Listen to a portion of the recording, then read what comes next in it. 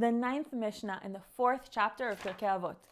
And here with me is my friend she's already finishing first grade because it's almost summer, right?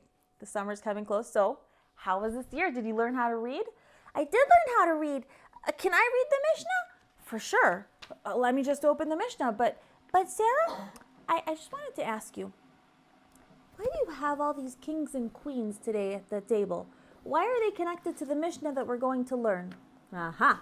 So we're going to learn the Mishnah, and then you'll understand why it's connected to kings and queens. Ready? Yes, I am. Rabbi Jonathan would say, if someone follows the laws of Torah when he's poor, Hashem will make sure that one day he'll follow the laws of Torah when he's rich. Someone who does not follow the laws of Torah when he's rich will one day not follow the laws of Torah when he's poor. What?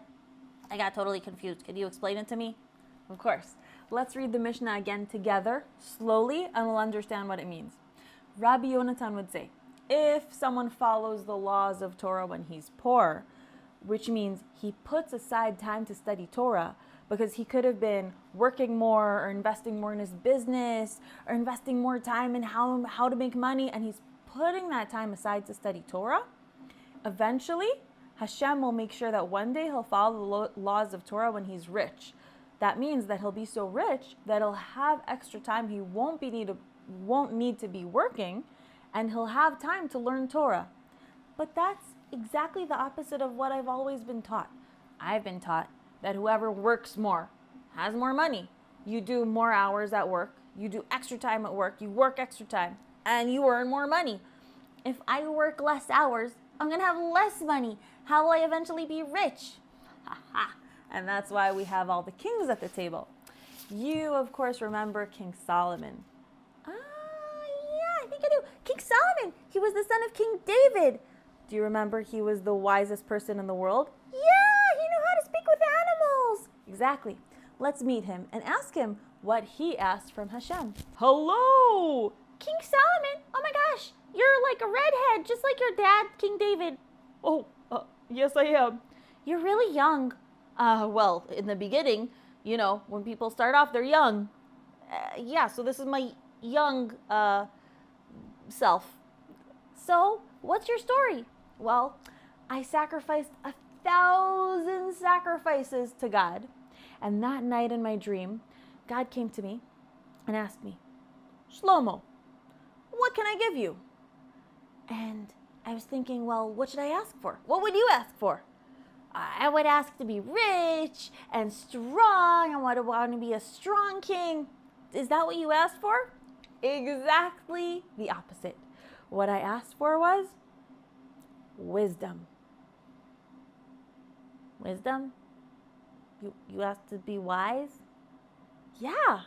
And because I asked to be wise and be a good king for my people and be able to judge between good and bad and know between right and wrong, Hashem blessed me with everything.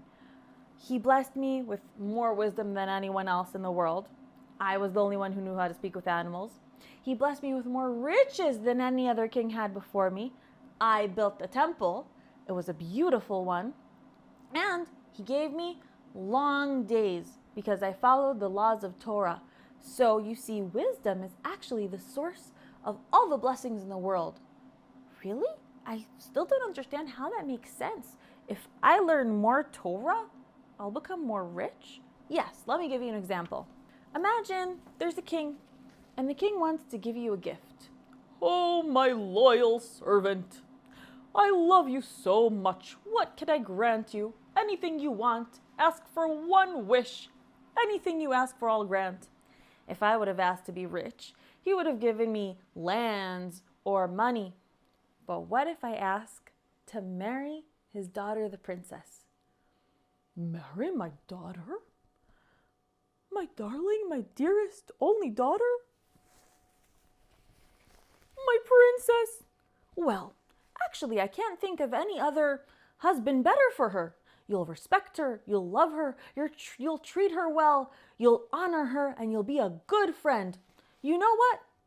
That's a great idea. I'll let you marry my daughter. And so if I marry the king's daughter, I'll be inheriting the whole kingdom anyway. And that's exactly the Torah. The Torah? The Torah is like God's princess?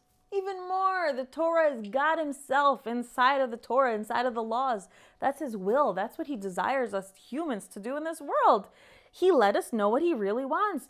It's more than his daughter, like the princess. She's like his whole heart of the king. Exactly. So when we marry the Torah, which means we obey the laws of the Torah and study the Torah, anyway, we'll inherit the whole kingdom.